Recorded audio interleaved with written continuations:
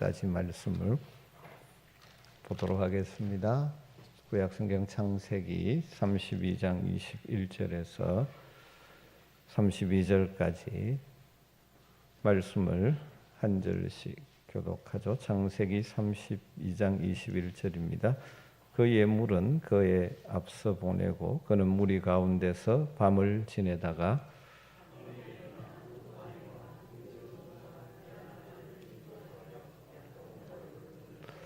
그들을 인도하여 시내를 건너가게 하며 그의 소유도 건너가게 하고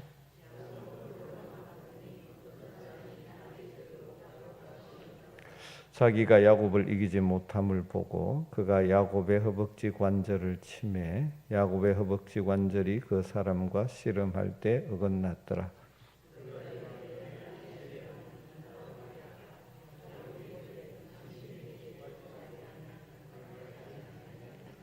그 사람이 그에게 이르되 내 이름이 무엇이냐? 그가 이르되 야곱이니이다.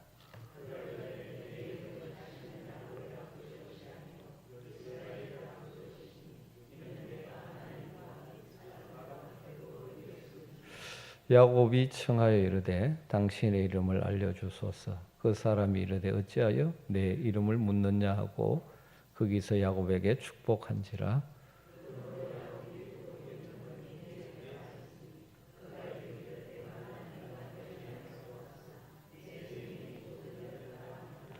그가 브니엘을 지날 때에 해가 돋았고 그의 허벅다리로 말미암아 절었더라. 그 사람이 야곱의 허벅지 관절에 있는 둔부의 힘줄을 쳤으므로 이스라엘 사람들이 지금까지 허벅지 관절에 있는 둔부의 힘줄을 먹지 아니하더라. 아멘. 네, 창세기에 나오는 야곱의 인생의 믿음의 여정 가운데 중요한 사건들이 참 많습니다. 그 중에 어쩌면 최고의 사건이 바로 오늘 본문에 나온 브니엘의 사건이 아닌가 그렇게 생각되어집니다. 베델에서 어디나 계시는 하나님을 만나고 그 하나님이 야곱과 함께 해주시겠다는 약속을 받은 것, 야곱의 인생의 아주 중요한 전환점이었죠. 하지만 더 결정적인 전환점은 오늘 본문에 나오는 브니엘 사건이라 할 수 있습니다. 야곱이 20년의 밧단 아람에서의 생활을 마치고 하나님의 지시를 받고 고향 땅으로 출발을 했습니다.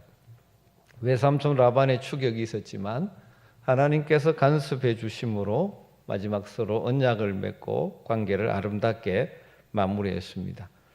그런데 이제 야곱에게는 또 다른 위기가 다가오고 있죠. 그것은 형 에서와의 만남입니다. 그런데 하나님은 이 모든 것을 아시기에 고향으로 돌아가는 길에 하나님이 야곱과 함께 하신다는 것을 재확인시켜 주시려고 야곱을 만나 주셨죠. 읽지 않았지만 창세기 32장 앞부분에 나오는 마하나임 사건입니다. 야곱이 고향으로 돌아오는 길에 하나님의 사자를 만나죠. 아마도 그가 과거에 베델에서 하나님의 사자들을 본 적이 있기 때문에 알아보았던 것 같습니다. 그래서 야곱은 그들이 하나님의 군대라는 것을 알아보고 그 땅 이름을 마하나임, 하나님의 군대라고 지었습니다. 저는 이 사건을 묵상하면서 여리고 성 정복을 앞에 둔 두려움 가운데 있는 여호수아에게 하나님의 군대 장관이 나타났던 사건이 오버랩 되었습니다. 하나님의 군대가 하나님의 군대 장관이 함께하니, 즉 하나님께서 함께하니까 어떤 어려움이 있어도 두려워하지 말고 가라는 하나님의 메시지가 담겨 있는 것이죠. 아마 야곱도 이 하나님의 메시지를 알았을 것입니다. 에스가 비록 400명의 군사를 데리고 온다 할지라도 하나님의 군대가 너와 함께 하기에 두려워할 필요가 없다는 것을 하나님께서 이 마하나임 사건을 통해서 보여주신 것이죠.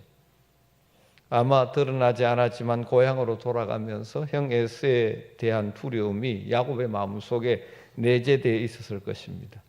마하나임을 지나면서 평안을 회복하고 하나님께 감사했을 것입니다.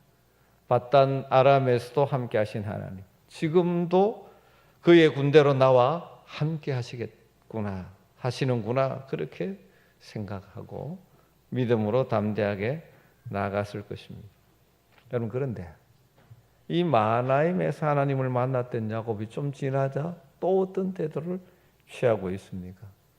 32장 7절을 보면 바로 그 사건 뒤 이후에 이렇게 말합니다. 야곱이 심히 두렵고 답답하여. 심히 두렵고. 왜 그렇게 되었습니까?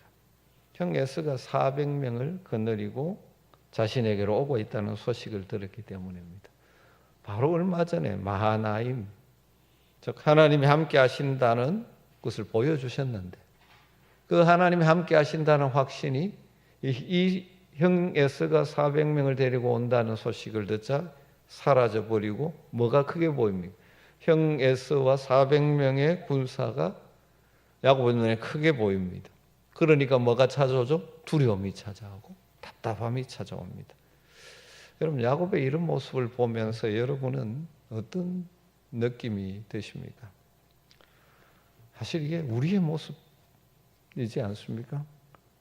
하나님의 말씀을 묵상하거나 설교를 들으면서 하나님이 나와 함께 하신다는 확신을 가지고 마음의 평안을 누리고 용기를 얻고 삶의 현장에 나갔더니 에서와 400명의 군사와 같은 우리를 두렵게 하는 일들이 우리 앞에 또 일어나는 것을 만나게 됩니다.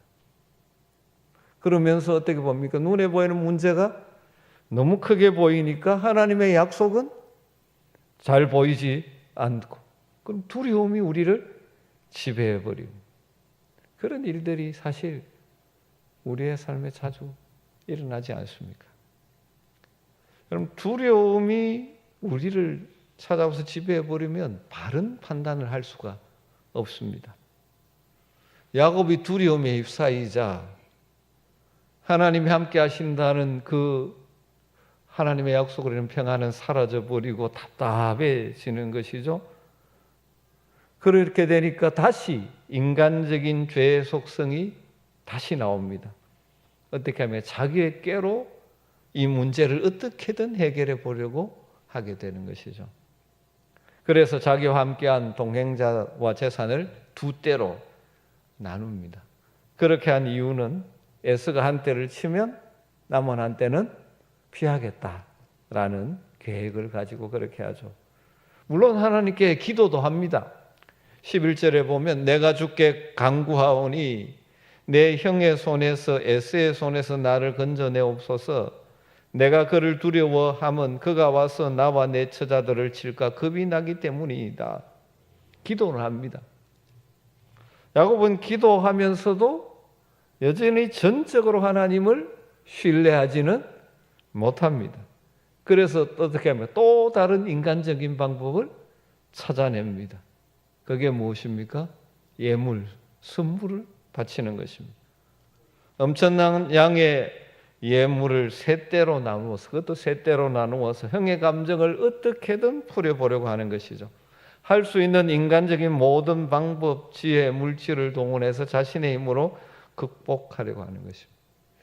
여러분, 이 야곱의 모습은 어쩌면 우리 이 땅을 소위 믿음으로 산다고 하지만 자주 연약해서 넘어지는 우리의 모습을 너무 많이 보여주는 것 같지 않습니까? 우리가 은혜 받고 하나님 나와 함께 하신다 하면서 찬송광에 나왔다가 또 어려운 문제 만나면 두려워서 그 염려에 사여 있고, 그러면 하나님은 온데각되었고 내 수단 방법을 통해서 뭔가 어쨌든 해결을 해보려고 이리 뛰고 저리 뛰는 모습들. 여러분, 우리 역시 하나님을 믿는다고 하지만 하나님을 전적으로 신뢰하지 못하기 때문에 자주 이런 모습을 보이는 것이 우리의 이 모습이 아닌가, 그래서 생각을 해봅니다. 목사임에도 불구하고 말로는 하나님을 믿으라고 소리치면서도 실제로 문제가 생길 때마다 두려움이 생기고 다른 길이 없을까 생각하게 되는 것이 연약한 인생의 모습인 것 같습니다. 이렇게 나름대로의 꾀를 짜내서 다 준비했음에도 불구하고 야곱의 마음속에는 두려움이 여전히 사라지지 않습니다. 그래서 어떻게 합니까? 다 건너보내고 다 약복강을 건너보내고 자기 혼자만 남았습니다. 그런데 놀랍게도 그 밤에 하나님은 또 야곱을 찾아오셨습니다. 우리 하나님 긍휼이 많으신 하나님, 우리를 정말 사랑하시는 하나님이십니다. 또 찾아오셔서 이번에는 싸움을 걸어오셨습니다. 성경에 씨름이라고 표현되었지만 우리 씨름처럼 심판이 있고 삿바잡고 자세 잡고 그런 건 아니죠. 다르게 표현하면 싸움입니다. 서로 잡히는 대로 잡고 지금 막 뒹구는 싸움 걸어오신 것입니다. 저는 이 말씀을 보면서 하나님이 역사하시는 방법은 참 다양하다 그런 생각합니다. 하나님 이렇게도 오시고 저렇게도 하시고 참 다양합니다. 야곱의 경우는 어떻게 합니까? 꿈에도 찾아오셔가지고 야곱을 만나주시면서 또 하시고 또 마나임에서 하나님의 군대를 보여주시기도 하고 그래도 야곱이 흔들리니까 이번에는 사움꾼을 자청해서 친히 야곱을 하나님 찾아오셨습니다. 야곱을 택하신 하나님, 그를 그래서 믿음의 조상으로 세워가시기 위해서 하나님은 부단히 다양한 방법으로 찾아오시고 역사하시는 하나님이 야곱의 하나님이십니다. 사랑하는 성도 여러분, 이 시대 하나님의 언약 백성인 우리에게도 동일하게 역사하시는 하나님인 줄 믿을 수 있기를 주님으로 축원합니다. 우리가 연약해서 자주 넘어지죠. 하나님 그래서 그렇다고 해서 버려두지 않고 우리의 연약함에도 불구하고 또 우리를 다양한 또 다른 방법으로 찾아오시고 그러기에 우리에게 소망이 있는 것입니다. 야곱의 하나님이 우리 하나님이십니다. 그런데 본문 속에서 한 가지 놓치지 말아야 할 놀라운 일은 야곱이 하나님을 이겼다는 것입니다. 사실 다르게 표현하면 어떻게 이길 수 있겠습니까? 하나님이 져주신 거죠. 야곱에게. 하나님 져주신 것입니다. 아마 처음에는 자신을 찾아온 자가 누구인지 야곱은 몰랐을 것입니다. 혹시 에서가 보낸 사람이 아닐까 생각했을지도 모르죠. 여하튼 상대가 누군지 모르고 지금 막 있는 힘 다해서 싸우는 것이죠. 그런데 시간이 점점 흐르면서 부딪히고 뒹구는 과정에서 알게 되었습니다. 그분이 하나님이란 놀라운 사실을 알게 된 것이죠. 30절에 보면 그러므로 하나님이 그곳 이름을 야곱이 그곳 이름을 브니엘이라 하였으니 그가 이르되 내가 하나님과 대면하여 보았으나 내 생명이 보존되었다 함이더라. 여러분 참으로 놀라운 사건입니다. 이 사건을 통해서 하나님이 야곱에게 주시고자 하는 메시지가 무엇입니까? 이것이 또 우리에게 주시는 오늘 메시지이기도 합니다. 왜 하나님이 야복나루에서 야곱에게 나타나셨을까요? 그리고 왜 져주셨을까요? 저는 이런 생각을 합니다. 네가 나를 이겼으니 너는 이제 누구든지 이길 수 있다. 야곱의 두려움을 뛰어넘는 자신감을 회복시켜 주시기 위함이라는 생각을 하게 됩니다. 지금 형 에서우와 그와 함께 오는 400명의 군사로 인해서 심히 두려워하고 답답하는 야곱을 위해 야복나루에서 친히 나타나셔서 싸우시고 져주시는 것이에요. 그럼 여기서 우리는 야곱을 향한 하나님의 말로 형언할 수 없는 사랑을 발견하게 되는 것입니다. 여러분 우리 하나님은 그런 분이십니다. 우리가 이 땅에서 수많은 두려움을 만날 때 어찌하든지 다시 자신감을 가지고 용기를 가지고 헤쳐나가기를 원하시고 그런 용기와 힘을 주시는 하나님이십니다. 때로는 이런 방법으로 때로는 저런 방법으로 때로는 너무나 지쳐 힘들어 나왔는데 말씀 가운데 찾아오시기도 하고 정말 어찌할 바 몰라 엎드려 있을 때 그의 영으로 찾아오셔서 우리 마음을 만지시기도 하시고 때로는 믿음의 사람들을 통하여 우리에게 격려하고 위로하는 말을 하시기도 하고 다양한 방법으로 이 사건을 통해서 하나님은 야곱에게 이걸 보여주는 거죠. 두려워하지 말라. 너는 할 수 있다. 하나님이 나를 이겼는데 너를 이길 자가 누가 있겠느냐. 이 놀라운 경험을 한 이후 야곱은 담대하게 형 에서를 향해 나가는 것입니다. 나가되 겸손하게 나가는 거죠. 그리고 우리가 알다시피 결국 형 에서와의 모든 상처를 풀고 관계를 회복하게 됩니다. 그리고 약속의 땅에서 믿음의 조상으로 우뚝 서게 된 것이죠. 우리는 성경을 통해서 자주 고백합니다. 하나님은 아브라함의 하나님이요, 이삭의 하나님이요, 야곱의 하나님이라고 성경은 계시하고 있고 우리는 믿고 있습니다. 야곱의 하나님이라고 할 때 야곱의 일생 속에 역사하신 하나님의 모습이 참 많지 않습니까? 그 중에 분명히 이 야복 나루에서 야곱을 만나주신 하나님, 야곱의 하나님, 그 하나님이 우리 하나님이십니다. 하나님은 우리가 살아가다가 두려움에 휩싸이고 답답하고 있을 때 야단치시는 분이 아니라 네가 믿는다고 하면서 그 모양이냐 이렇게 야단치시는 것이 아니라 다시 한번 용기를 주시고 자신감을 회복시키시고 일어설 수 있도록 우리에게 은혜를 베푸시는 분이시라는 것입니다. 우리가 새로운 힘과 용기를 가지고 일어설 수 있다면 어떤 희생이라도 능히 감수하시는 분이십니다. 야곱에게 져주시기 가자. 그분이 어떻게 하셨습니까? 우리의 구원, 우리의 생명, 우리의 산소망을 위해서 자기의 독생자까지 아낌없이 내어주신 분이십니다. 야곱의 하나님. 이 실험이 끝난 후에 하나님이 야곱에게 던진 질문은 참으로 중요한 질문이죠. 27절에 하나님이 야곱에게 뭐라고 묻습니까? 내 이름이 무엇이냐? 하나님은 지금까지 야곱의 어떤 삶을 살아왔는지 다 알고 계십니다. 그런데 왜 물으실까요? 그러시면서 28절에 말씀하죠. 그가 이르되 내 이름을 다시는 야곱이라 부를 것이 아니요 이스라엘이라 부를 것이니 이는 내가 하나님과 및 사람들과 겨루어 이겼음이니라. 야곱이란 이름의 뜻은 발꿈치를 잡았다는 뜻이죠. 이스라엘이란 뜻은 결론적으로 무엇입니까? 하나님을 붙잡았다 그런 뜻입니다. 하나님을 끝까지 붙잡을 때 주신 이름이 이스라엘입니다.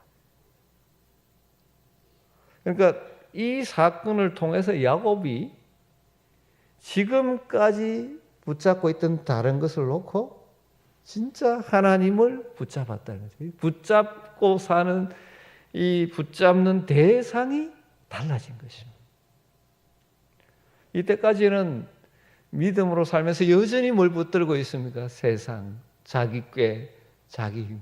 이걸 놓지 못하고 있었어요. 그러니까 그토록 장자권을 가지려고 했죠. 왜냐하면 장자가 2배 제사를 받고 다양한 장자의 특권이 있으니까. 그거 붙잡고 있으니까. 바단 아람에서 라반의 집에서의 삶도 어떻게 보면 세상의 그 재산을 붙잡기 위해서 발버둥인 것이죠. 그런데 이 버니엘 사건 이후에 야곱은 하나님을 붙잡는 자로 변해가는 것입니다. 물론 형 에서에게 예물을 보낸 것은 형의 감정을 풀기 위한 야곱이 생각해낸 지혜입니다마는 하나님은 또 놀랍게도 그 과정을 통해서 야곱이 그토록 붙잡고 있던 이 물질 세상의 것들을 내려놓는 훈련을 시키고 있는 것입니다. 그가 밤잠 자지 않고 고생해서 사실은 뭘 한 겁니까? 이 과정에서 붙잡은 것을 내려놓는 훈련을 하는 거죠. 여러분, 믿음으로 산다는 것이 무엇입니까? 여러 가지로 표현할 수 있지만 믿음으로 산다는 것은 세상의 것, 지금까지 내가 사랑하고 의지했던 것들을 내려놓고 그 편손으로 하나님을 붙잡는 것이고 하나님의 말씀을 붙잡는 것입니다. 이 시간 이 말씀을 통해서 하나님 우리에게 이런 질문을 하시는 것 아닌가 그런 생각을 봅니다. 너는 이스라엘인가 아니면 아직도 야곱으로 살고 있는가? 너는 믿음으로 산다고 하면서 정말 나를 붙잡고 있느냐 아니면 여전히 세상의 것들을 붙잡고 있느냐? 여러분, 우리가 주님을 신뢰하고 주님을 붙잡을 때 주님은 우리의 삶에 개입해 주시고 만나 주십니다. 만나 주실 뿐만 아니라 우리 손에 붙잡혀 주시고 붙잡혀 주실 뿐만 아니라 때론 져 주시고 그 능력의 손으로 우리를 또 붙잡아 주시는 거예요. 여러분, 믿음으로 산다는 것은 우리가 붙들고 있는 대상이 바뀌는 거예요. 자기중심적이고 타락한 인생은 자꾸 다른 것을 붙들려고 하는 성향이 있습니다. 우리가 하나님 붙들었다가 또 어떤 시간이 지나면 또 다른 것 붙들려고 할 때가 죠. 그래서 우리는 늘 내가 지금 붙잡고 있는 대상이 누구인가 하는 것을 점검해 봐야 되는 것이죠. 정말 주님을 붙드는 것이냐? 정말 이스라엘인가? 아니면 여전히 하나님 그렇게 만나주시고 말씀하셨습니다. 여전히 야곱으로 발꿈치를 붙든 다른 것을 붙들고 사는 거예요. 그래서 우리가 즐겨 부르는 찬양처럼 늘 그런 믿음의 고백을 해야 되죠. 내가 주인 삼은 모든 것 내려놓고 내 주 대신 주 앞에 나와 내가 사랑했던 모든 것 내려놓고 주님만 사랑해 주 사랑 거친 풍랑에도 깊은 바다처럼 나를 잠잠케 해 주 사랑 내 영혼의 반석 그 사랑 위에 서리. 우리 하나님은 저 구름 위에 계신 분이 아닙니다. 하나님은 오늘도 우리의 삶 속에 개입하셔서 나를 붙잡으라고 말씀하십니다. 여러분, 한 가지를 붙들기 위해서는 다른 거 붙들고 있던 것을 놓아야 됩니다. 하나님께서는 지금 우리가 하나님 외에 다른 거 붙들고 있다면 놓으라고 말씀하세요. 우리가 종종 애들한테 좋은 거 주려고 하면 네 손에 있는 거 놓으라 그러면 이거 안 놓으려고 하니까 이걸 못 받아. 우리가 믿음으로 살 그럴 때가 참.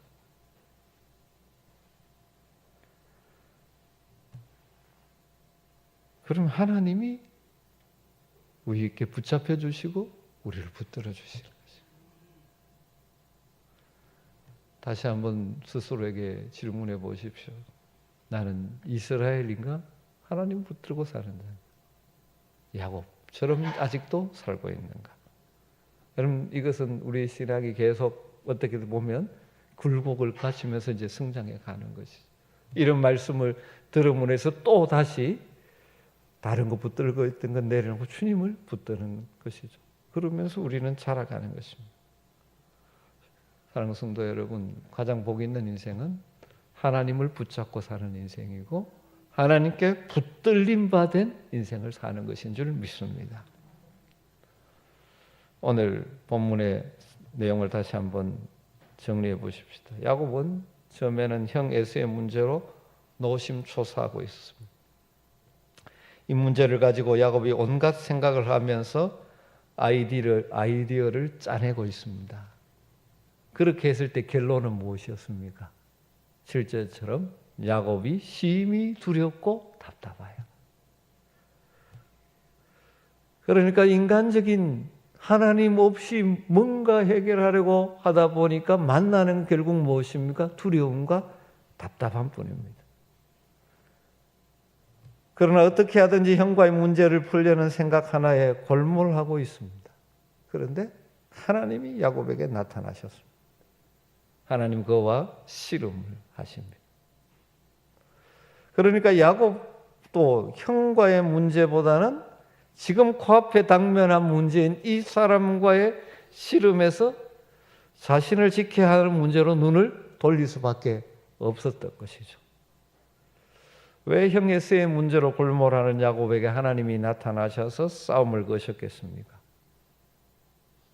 더 우선적으로 해결될 문제는 하나님과의 문제, 영적인 문제를 먼저 해결해야 된다는 거죠.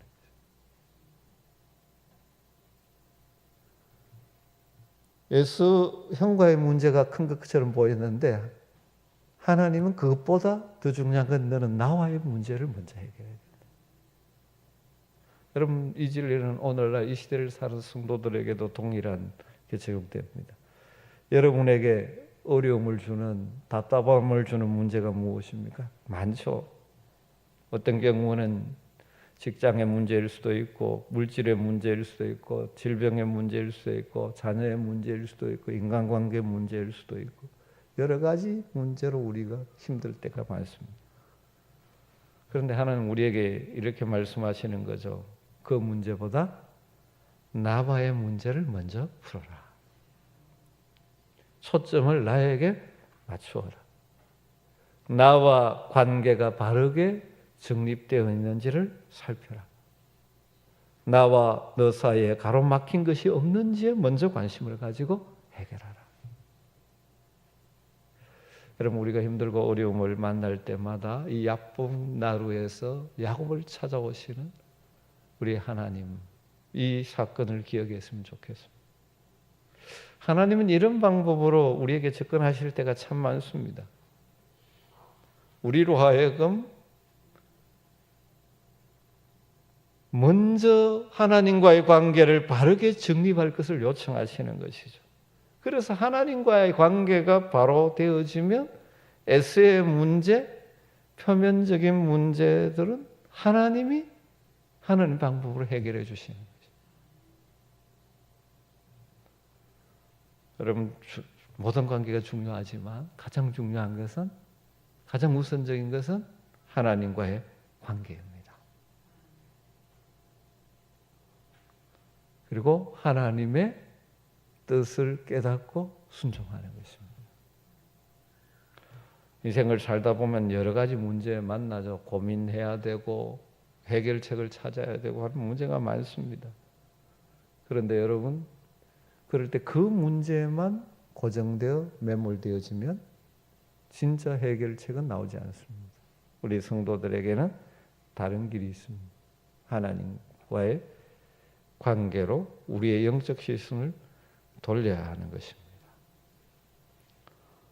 오늘 야곱을 통해서 우리에게 주시는 우리 하나님의 뜻을 담았으면 좋겠습니다. 여러분, 두려움의 종이 되지 마시기를 주님으로 축원합니다. 인간적인 능력과 내 생각으로 모든 걸 하려면 결과가 두려움과 답답함일 때가 참 많습니다. 여러분, 하나님은 언제나 우리와 함께 하십니다. 우리가 다시 믿음의 용기를 가지고 하나님 손 붙들고 나가기를 원하십니다. 우리가 무엇에 붙들려 살고 있는가? 내가 무엇을 붙들고 살고 있는가? 한번 점검하십시오. 기도하십시오. 하나님 붙들고 살겠습니다. 그래서 하나님께 붙들린 인생 되기를 원합니다. 단순히 우리 눈앞에 있는 표면적인 문제만 보지 마시고 하나님과의 관계를 늘 먼저 생각하고 여러분의 인생의 이 여정을 믿음으로 채워갈 수 있기를 주님으로 축복합니다. 야곱의 하나님이 우리의 하나님이십니다. 이 말씀 붙들고 좀 기도하면 좋겠습니다. 분일에서 야곱을 만나주신 하나님, 내 삶에도 늘 찾아와 주시옵소서. 그래서 우리의 문제 많은 삶의 현실에서 여전히 함께 하신 하나님 의지하고 담대하게 나아가게 하여 주시옵소서. 세상에 다른 것들 붙들고 그것 의지하고 사는 것이 아니라 하나님 붙들고 살며 하나님의 손에 붙들림 받은 인생 되게 하여 주시옵소서. 내 인생이 그렇게 되게 하시고 특별히 우리 사랑하는 가족들과 우리의 자녀들이 야곱의 하나님을 만나고 야곱의 하나님과 동행하는 그런 복 있는 인생 살게 하여 주시옵소서. 오늘 말씀 생각하며 성령이 주시는 마음을 품고 우리 간절하게 같이 기도하도록 하겠습니다. 같이 기도합니다. 하나님 감사합니다. 오늘도 야곱을 찾으시고 주님 부족한 종의 인생을 찾아오고 있습니다. 우리 사랑하는 성도들이 주시기를 바랍니다. 우리는 자기 땅에 등재의 현실을 두려운 것을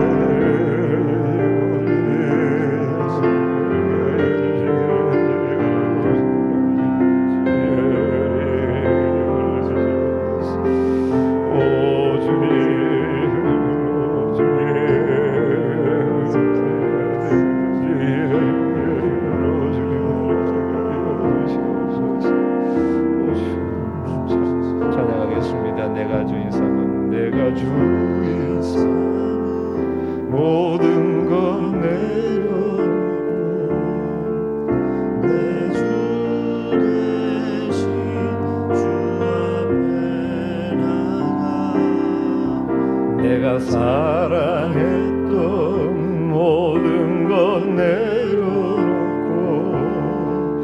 주님만 한 번 더 고백하죠. 내가 주인 삼은 모든 것 내려놓고 주인 삼은 모든 것 내려놓고 내 주 대신 주 앞에 나가 내가 사랑했던 모든 것 내려놓고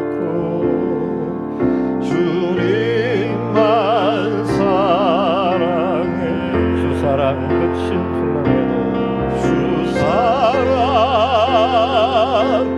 거친 풍랑에도 깊은 바다처럼 나를 잠잠케 주 사랑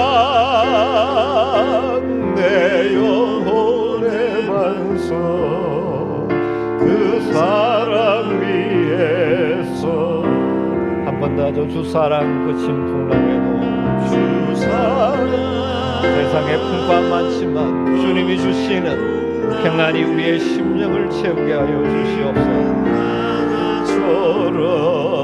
나를 잠잠케 주 사랑 내 영혼의 반석 그 사랑 위에 서리. 아멘. 계속해서 기도할 때 이번 주 공동기도 제목 따라 기도하도록 하죠. 그리스도의 제자로서 힘을 다하여 복음을 전하며 보내주신 새 가족을 사랑으로 잘 양육하는 교회 되게 하여 주시옵소서. 무엇보다 힘써서 우리가 수고해야 될 하나님의 자녀로서 해야 될 일 그리스도를 전파하는 일, 그리고 그들을 성숙한 그리스도를 양육하는 일, 우리가 바로 하나님 허락하신 삶의 현장에서 그러한 삶을 살도록, 또 새생명 축제 많은 태신자들이 나오게 하시고 구원의 복음을 듣고 기뻐하는 내 시간이 되게 하소서. 많은 태신자들이 올 수 있도록 그 마음을 만져주시기를, 또 예배 가운데 임재하신 하나님을 만나고 선포되는 말씀을 통하여 구원을 얻고 복음을 깨닫게 되어지는 그런 은혜가 이번 주일에 있을 수 있도록 태신자들을 위해서, 또 초청하는 우리를 위해서, 또 말씀을 선포하는 저와 또 모든 숨기는 일을 위해서 기도해 주시면 좋겠고요. 그 다음 세계 각지에 흩어져 복음을 전하기 위해 헌신하는 선교사님들을 돌봐주시고 사회의 필요들을 채워주시옵소서. 복음의 제1선에 나가 있는 선교사님들을 위한 기도, 우리 같이 한번 이 기도 제목을 따라 간절한 기도로 함께 나가도록 하겠습니다. 하나님 감사합니다. 감사드립니다. 힘을 다해 성령의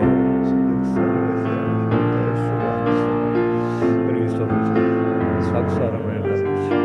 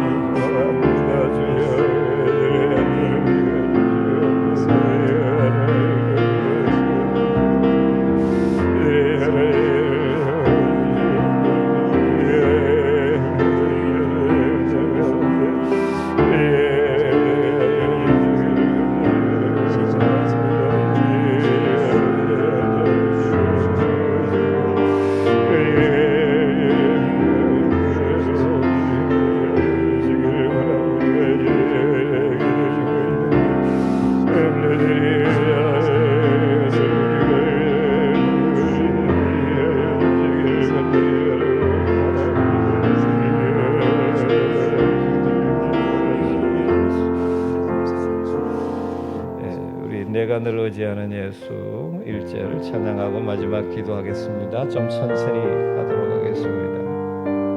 내가 늘 의지하는 예수,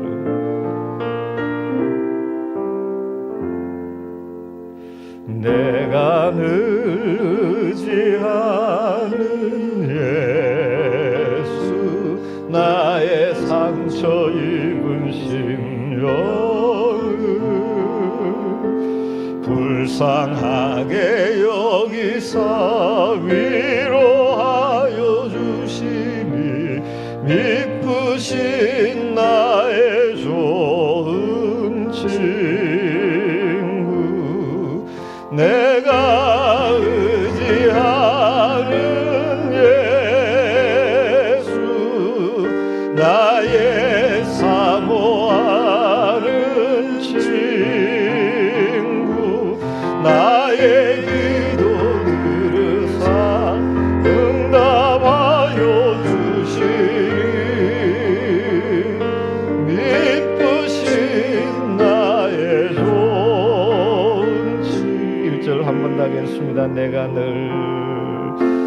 내가 의지하는 예수 나의 상처 입으신 여음 불쌍하게 여기사 위로하여 주시니 미쁘신 나의 좋은 친구 내가 의지하는 예수 나의 사모하는 친구 나의 기도 들으사 응답하여 주시니 미쁘신 나의 좋은 친구 신실한 주님 우리의 기도를 들으시고 우리의 상처를 만지시고 우리의 연약함을 회복시키고 우리를 일으켜 주실 줄 믿습니다. 여러분의 기도 제목 올려드리고 우리 공동체 연약한 자들 주님의 손에 올려드리며 주님 친히 찾아가셔서 그 능력의 손으로 만지시고 위로하시고 일으켜 달라고 여러분의 연약함 여러분의 기도 제목 우리 공동체 연약한 자들을 주님의 손에 올려드리며 우리 주님 이름 부르고 간절하게 기도하겠습니다. 주여 주여 우리를 연약하지만 우리 주님 우리를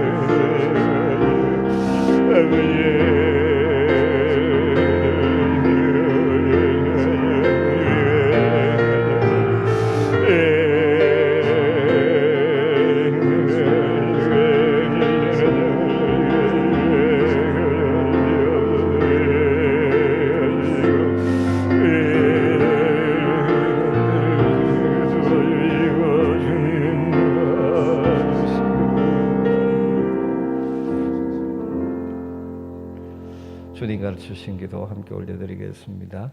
하늘에 계신 우리 아버지여 이름이 거룩히 여김을 받으시오며 나라의 임하옵시며 뜻이 하늘에서 이룬 것 같이 땅에서도 이루어지이다.